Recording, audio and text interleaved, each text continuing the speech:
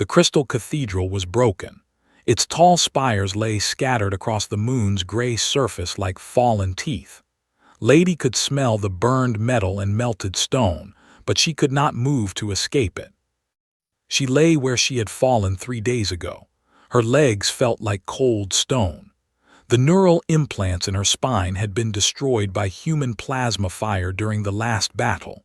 Without them, she was nothing more than broken flesh from the waist down. Above her, the war fleet was leaving. She could see their black ships rising into the dark sky, growing smaller until they looked like distant stars. They would not come back for her. In culture, the broken were left to die. It was the way things had always been. Closed her eyes and tried to prepare for death. She had been a war bride for 300 years. She had fought in 47 battles across 12 star systems. She had killed thousands of enemies with her bare hands. But now she would die alone on this empty moon, abandoned by her own people. The sound of boots on broken stone made her open her eyes. A figure in green armor moved through the ruins. Human. She could smell his strange scent even from a distance. Humans smelled different from other species, warmer somehow, with something that reminded her of growing things. The human soldier stopped when he saw her. He raised his weapon and prepared to die with honor. At least it would be quick. But the human did not fire. He lowered his gun and walked closer. Could see his face through the clear front of his helmet. Dark hair, brown eyes, skin the color of old wood. Young, perhaps 30 cycles. The name on his armor said CHEN. Well, hell, he said in the human language. Had learned to speak it during her years of war. You're in a bad way, aren't you? She did not answer. What was there to say? He was human. She was, they were enemies. He should kill her and move on. Instead, he knelt beside her. I'm Sergeant, he said, 47th Reconnaissance Battalion, Terran Federation, and you are? I am Lady of House, she said. Her voice was rough from thirst. I am a war bride of the Empire. War bride, repeated. That means you're military, right? A soldier like me. I was, she looked at her dead legs. Now I am nothing. Frowned. He set down his weapon and pulled out a small device that beeped when he pointed it at her. Spinal injury, he said, reading the screen. Severe trauma to the neural pathways. When did this happen? 3 days ago. Your people destroyed my ship. I was thrown from the wreckage. 3 days without medical attention, shook his head. That's not good, but you're still alive, which means there's hope. Stared at him. Hope, I am broken, my people have left me to die. What hope could there be? The hope that I'm not going to let that happen. Opened a medical kit from his backpack. Watched in confusion as he began to clean the wounds on her arms and shoulders. His touch was gentle, careful not to cause pain.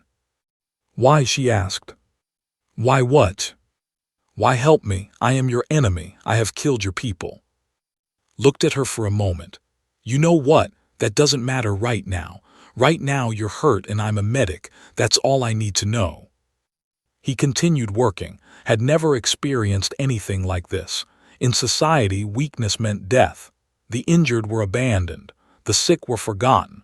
Only the strong survived. But this human was different. He worked with steady hands, checking each of her injuries with care. When he found the deep cut on her shoulder, he cleaned it and sealed it with medical foam. When he saw the burn on her arm, he covered it with cool gel that took away the pain. Your people, she said, they do not leave their wounded. Leave them? Looked shocked. Hell no, we have a saying, no one left behind. It means we take care of each other no matter what. Even enemies. Paused in his work. Medical neutrality, he said. It means a wounded person is just a wounded person. Doesn't matter which side they fight for. Did not understand, but we are at war. War's one thing, said. Basic human decency is another. He finished bandaging her wounds and sat back. Your spine is damaged but not destroyed. The neural pathways are disrupted, not severed. That means there might be a way to fix this. Impossible. Medical science could not repair such damage. Good thing I'm not, then. Pulled out another device larger than the first. This is a neural scanner, human design. It works differently than your technology. He ran it over her spine, studying the results. See, tech is all about perfection, right? Everything has to work exactly as designed. But human tech is designed to adapt, to work around problems. You speak as if you know our science. I've studied it, know your enemy and all that, grinned. But also, I find it interesting. Your people build amazing things. They just don't build them to be flexible. Watched him work with growing amazement. He moved with confidence, but also with creativity. She could see him thinking, planning, adapting his approach as he learned more about her condition. Your device, she said, it sees things that ours cannot. Different wavelengths, different algorithms. Sometimes a fresh perspective is all you need. In the distance, explosions lit up the sky. The war continued around them but did not seem concerned.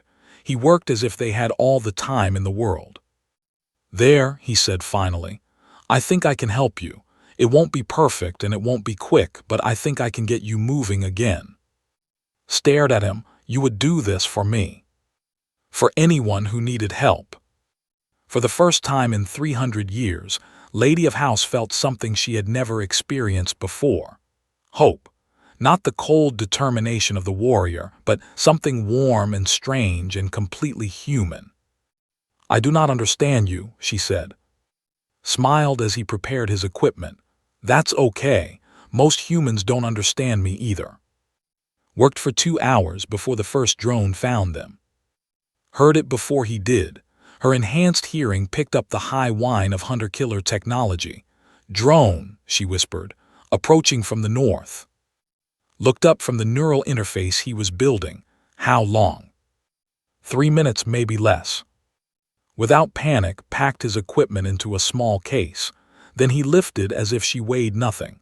For a human, he was surprisingly strong. Where? He asked. The maintenance tunnels, beneath the eastern wall. Carried her through the rubble, moving quickly but carefully. Was amazed by his balance and grace. She had been taught that humans were clumsy, slow creatures. This one moved like a predator.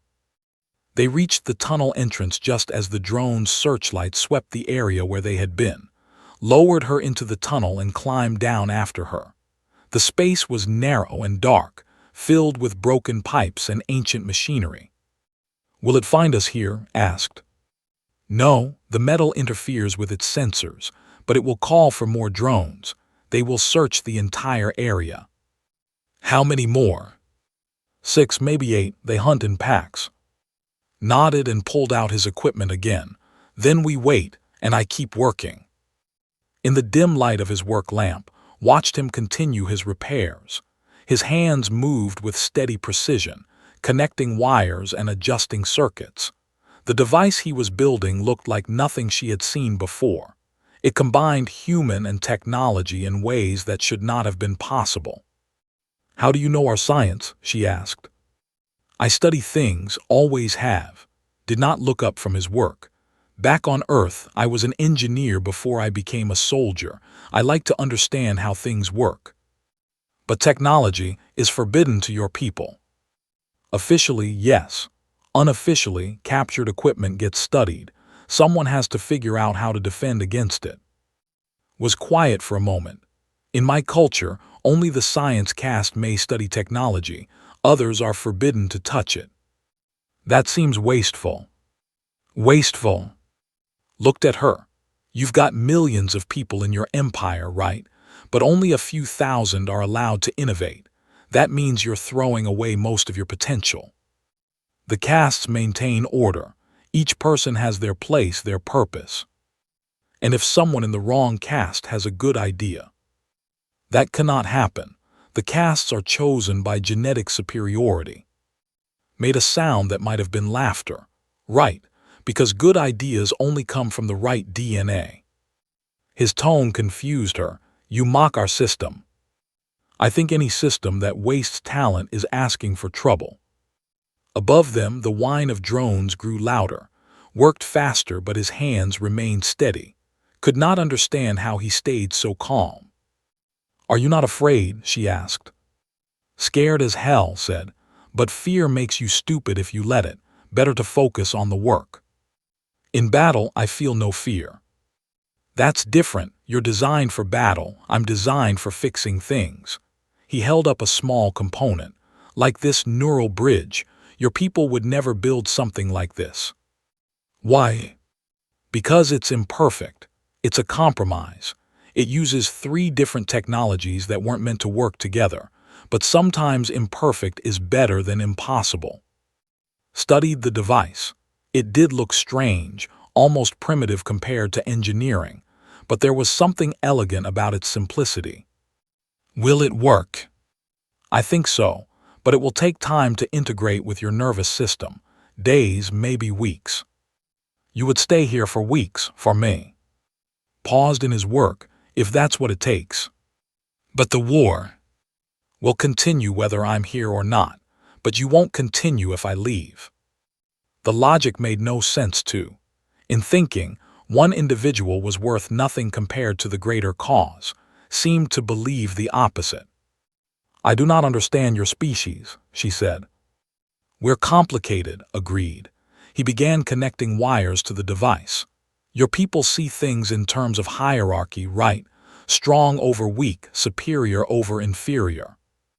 Of course, that is the natural order. Humans see things differently. We think in terms of potential. What could be, not just what is." "Potential." "Like you, your people see a broken warrior, no longer useful. I see someone who could walk again if given the right help." Above them, the drone sounds were fading. The hunters were moving on to search other areas. Continued his work, apparently undisturbed by the danger they had just escaped. "Your tactical thinking," said. "It is unlike anything in our military texts." "How so?" "You adapt. You change your plans based on new information. Strategy is planned in advance, down to the smallest detail. And when those plans meet the unexpected." Was quiet. She remembered the battle 3 days ago. The humans had done things that made no tactical sense according to understanding. They had sacrificed advantageous positions to save wounded comrades. They had changed their attack patterns in the middle of combat. They had acted with a flexibility that commanders found impossible to predict. "You fight like chaos," she said. "We fight like humans," corrected. "We make it up as we go along." He finished connecting the last wire and held up the completed device. It was small, no bigger than his fist, but incredibly complex. Dozens of circuits and processors were packed into its housing. "What do you think?" he asked. Examined it with her enhanced vision. The design was unlike anything she had seen, but she could sense the power contained within it. "It is beautiful."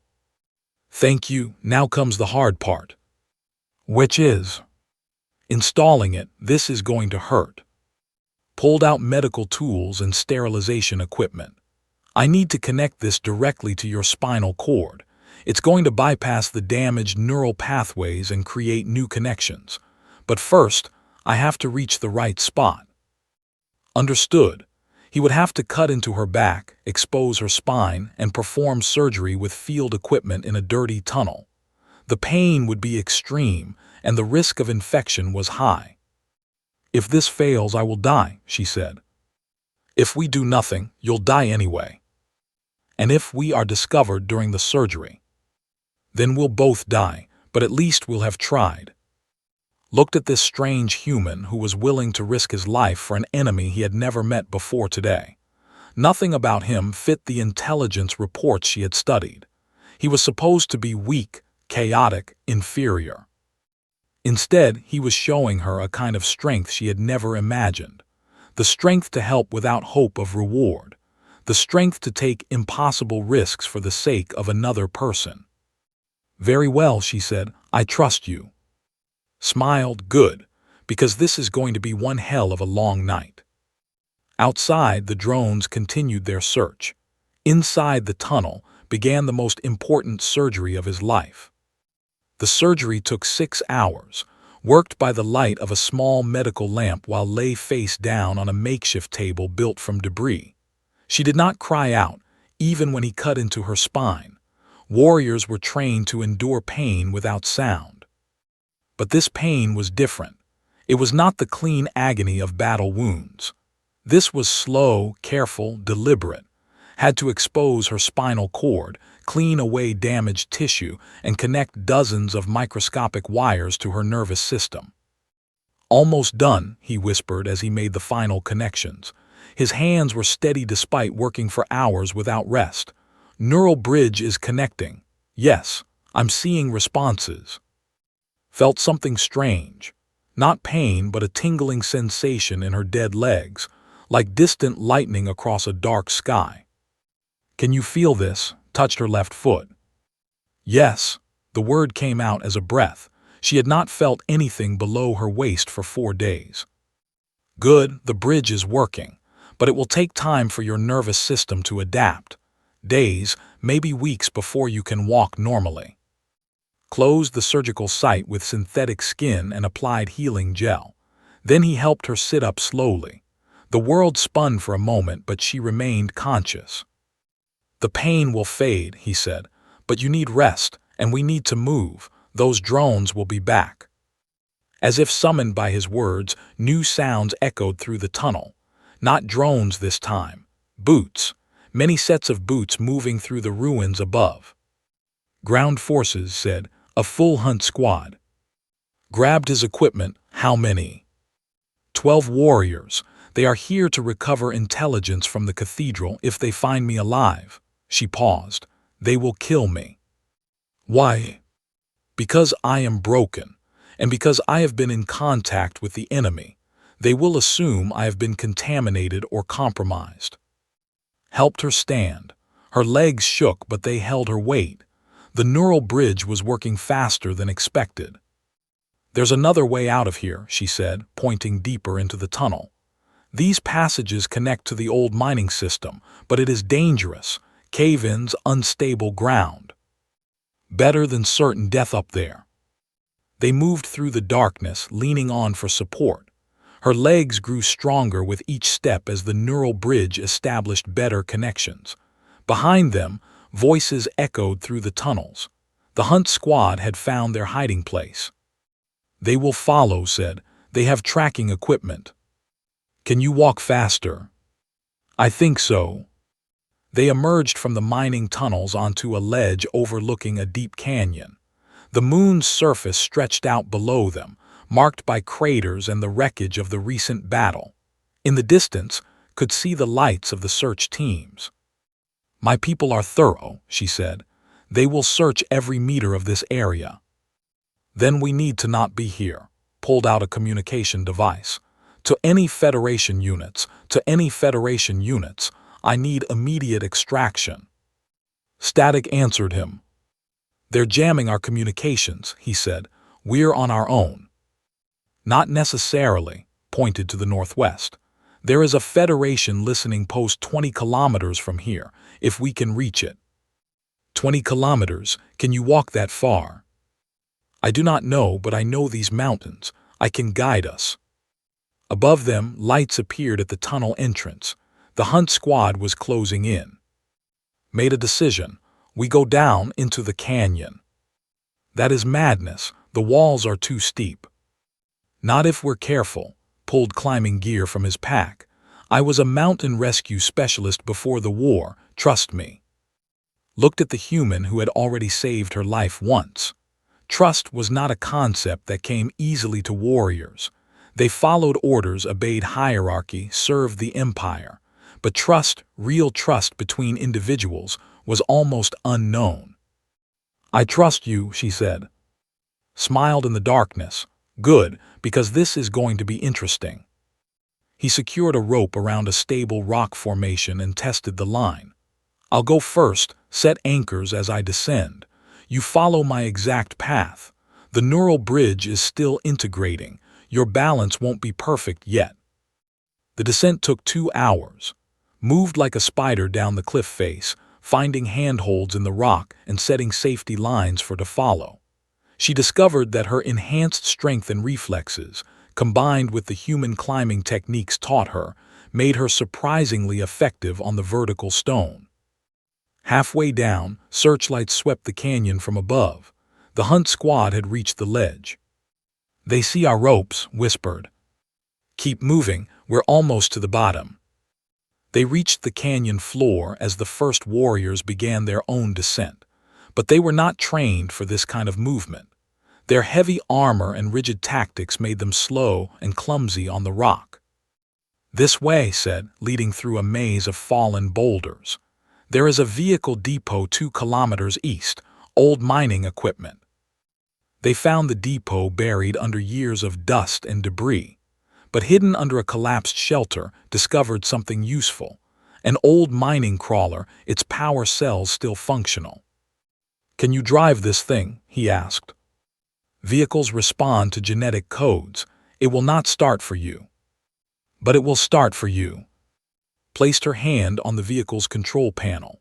The crawler hummed to life, its systems recognizing her as a member of the dominant caste. "Useful," said as they climbed aboard.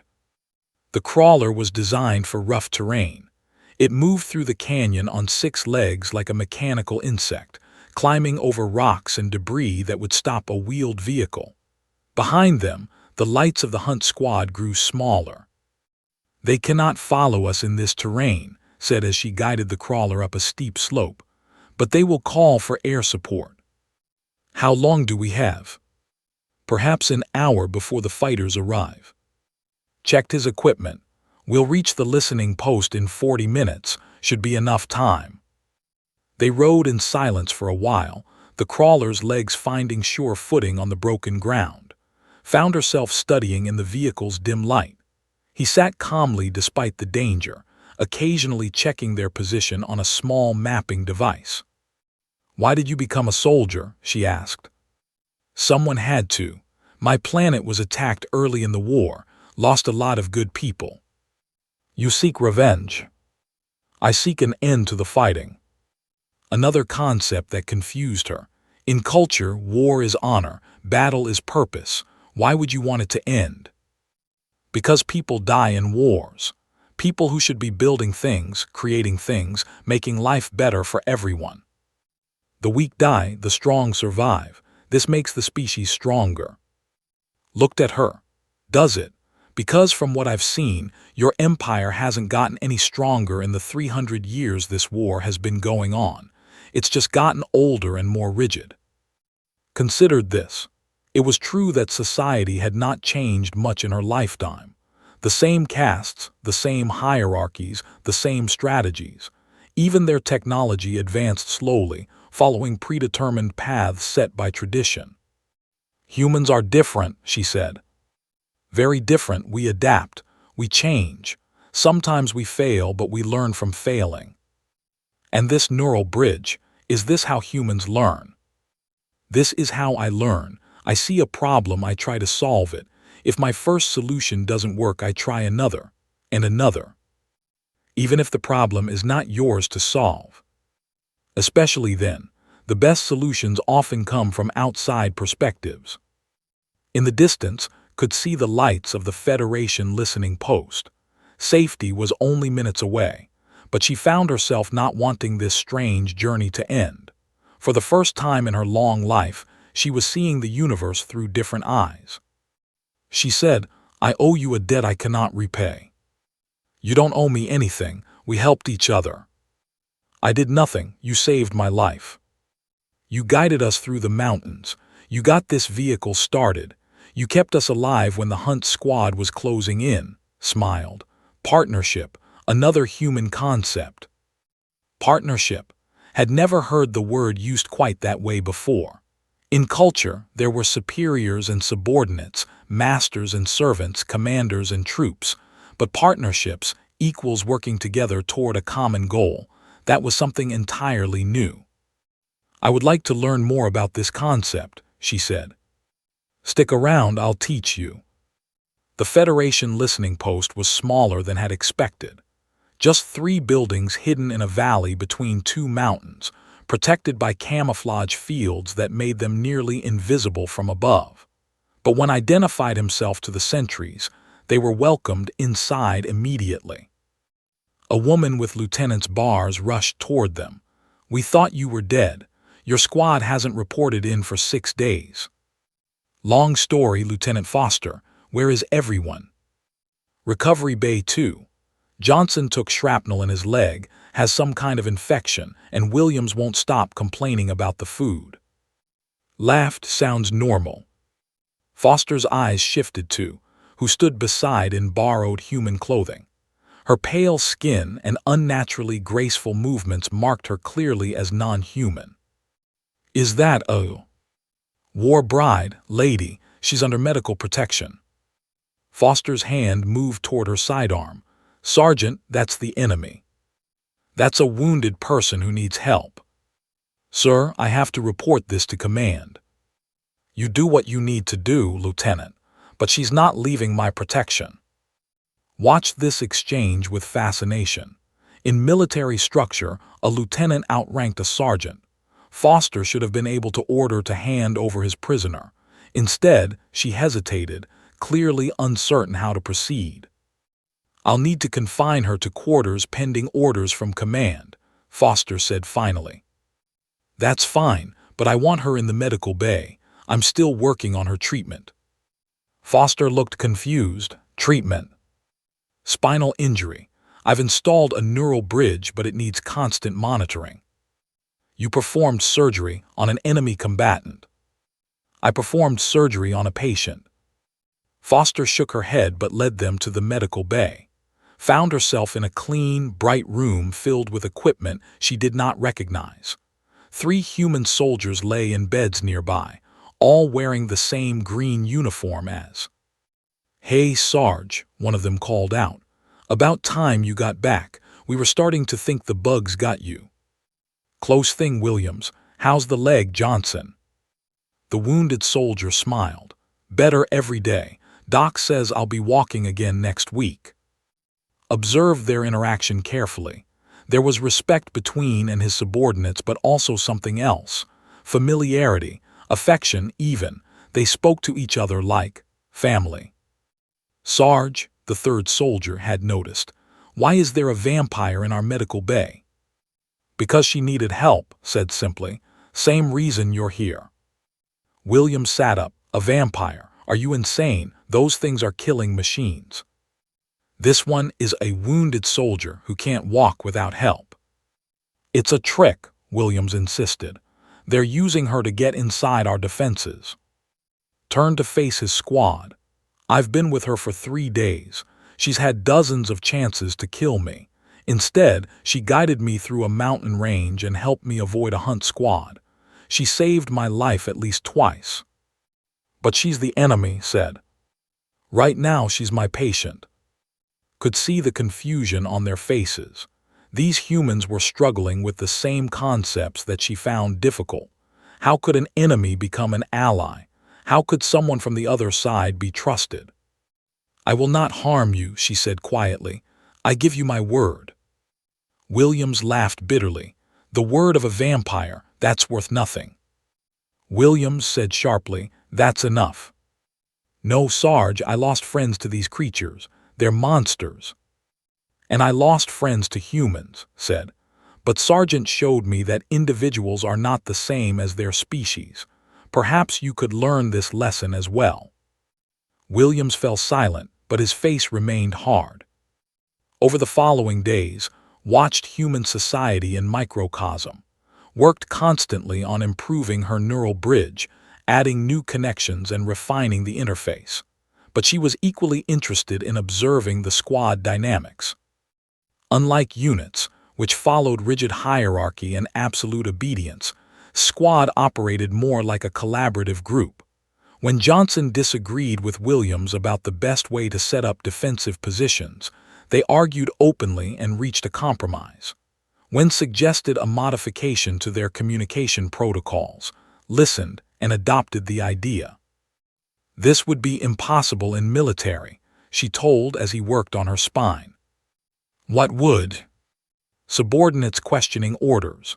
lower ranks making suggestions. In our system, commands flow down and obedience flows up. Nothing else is permitted. Sounds limiting. It maintains order, prevents chaos. Paused in his work, but it also prevents improvement. What if a private has a better idea than a general? That cannot happen. Generals are genetically superior. They are incapable of being wrong about military matters. Everyone is capable of being wrong. That's why we check each other's thinking. As an example, he showed her the modification he was making to her neural bridge. Suggested this adjustment. He noticed that your balance responses were slightly delayed in certain situations. His idea should fix that. A private diagnosed my condition. Was a medical technician before he became a soldier. He knows nervous systems better than I do. Was quiet for a moment. In my culture, he would not be permitted to examine a war bride. Only members of the medical caste could do such work. Even if he could help.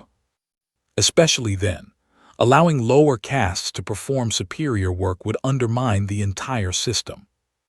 Shook his head, like I said before, wasteful. The days passed quickly.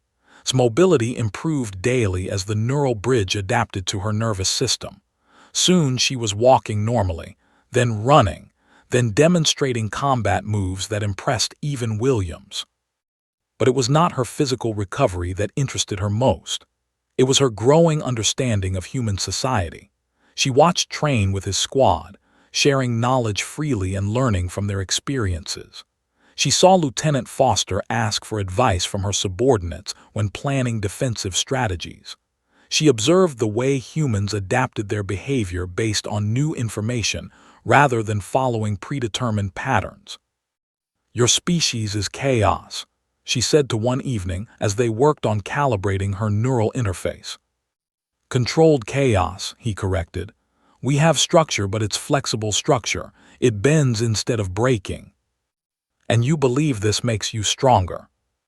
"I believe it makes us adaptable. The universe changes. Species that can't change with it go extinct." Considered this. The Empire had remained essentially unchanged for thousands of years. Their technology advanced slowly. Their social structure never varied. Their military tactics were refined versions of ancient strategies. Humans had been spacefaring for less than 500 years, but they had already spread across dozens of star systems and developed technologies that sometimes surprised even scientists. "Perhaps," she said carefully, "there is wisdom in your chaos." High praise from a war bride. I am beginning to think I may not be a war bride much longer. Looked at her sharply. "What do you mean?" "If I return to my people, they will want to know everything about my time here. They will learn about this neural bridge, about human medical techniques, about the kindness you have shown me. They will consider me contaminated. And they will either execute me or exile me. Either way, I cannot return to my former life." Was quiet for a long moment. "I'm sorry, I never thought about the consequences for you." "Do not apologize. You gave me a choice I never had before." "What choice?" "The choice to be something other than what I was designed to be. In society, we are born into our roles and never deviate from them. You have shown me that change is possible." "What will you do?" Smiled, an expression that felt strange on her face. War brides were not taught to smile. "I will adapt," she said, "like a human." The message came 3 weeks after his arrival at the listening post. A diplomatic vessel had requested permission to enter Federation space under a flag of truce. They wanted to recover Lady of House. "They think I have intelligence about Federation capabilities," explained too as they reviewed the transmission. "They do not know about my evolution." Looked concerned. "What will you tell them?" "The truth, that I have learned something far more valuable than military intelligence." The meeting was arranged in neutral space, aboard a diplomatic station maintained by the Republic. Walked into the meeting room on legs that worked perfectly, thanks to neural bridge. But she felt like a different person than the war bride who had been left to die on that distant moon. The delegation consisted of 3 individuals: Lord Commander Vex of the military caste, Doctor of the science caste, and Diplomat of the administrative caste. They greeted her with the formal gestures appropriate to her rank, but she could see suspicion in their eyes. "Lady," Lord Commander Vex said, "we are pleased to find you alive. We had assumed you were lost in the battle." "I was left to die," she corrected, "according to protocol. Yet here you are. How did you survive your injuries?" "I was helped." "By whom?" Gestured to, who stood quietly beside her. "Sergeant of the Terran Federation. He repaired my spinal damage and saved my life." Doctor leaned forward with interest. "Impossible. Human medical science is primitive compared to our own. If our doctors could not repair such damage—" "Your doctors never tried," interrupted. "This human did." She activated the neural bridge's diagnostic display, showing the sophisticated network of connections had built in her spine. The scientist studied the readouts with growing amazement. "This technology, it combines our neural interfaces with human adaptive algorithms. The integration is seamless. How did you develop this?" "I didn't," said. "We did. Lady provided knowledge of nervous system architecture. I provided engineering techniques. Together, we created something neither of us could have built alone." Lord Commander Vex looked angry. "You shared classified biological data with the enemy." "I shared medical information with my doctor," replied calmly. "There is a difference. The enemy cannot be trusted. They are chaotic, unpredictable." "They are adaptable," said, "and that adaptation is exactly what saved my life." Diplomat had been quiet throughout the exchange, but now he spoke. "Lady, you have been in enemy custody for 24 days. You understand that standard protocol requires extensive debriefing and evaluation before you can be returned to active duty." "I understand, and I reject the protocol." The silence in the room was profound. Nobles did not reject protocol. They followed orders without question. "Explain," Lord Commander Vex said coldly. "I have learned something during my time with the humans. I have learned that the way we have always done things is not the only way. I have seen humans accomplish things that our rigid thinking says are impossible." She stood and walked around the table, her movement fluid and confident. "For 300 years, we have been at war with humanity. In that time, what has changed? What have we gained?" "We have maintained the superiority of civilization," Vex replied. "Have we? Our technology advances slowly, following paths set by tradition. Our tactics remain essentially unchanged from the beginning of the war. Our society grows older and more rigid with each passing decade." "Stability is strength," Doctor said. "Stagnation is death," countered. "The humans have shown me that change is not chaos, it is growth." She activated a holographic display that showed the neural bridge in detail. "Look at this device. It should not work according to our science. It combines technologies in ways that violate our engineering principles.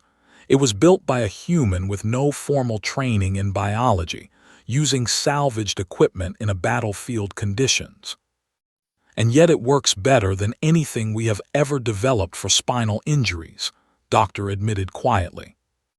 Because Sergeant was not limited by our assumptions about what was possible. He saw a problem and found a solution, regardless of whether that solution fit our expectations. Lord Commander Vex stood abruptly. "What are you suggesting?" "I am suggesting that this war is pointless.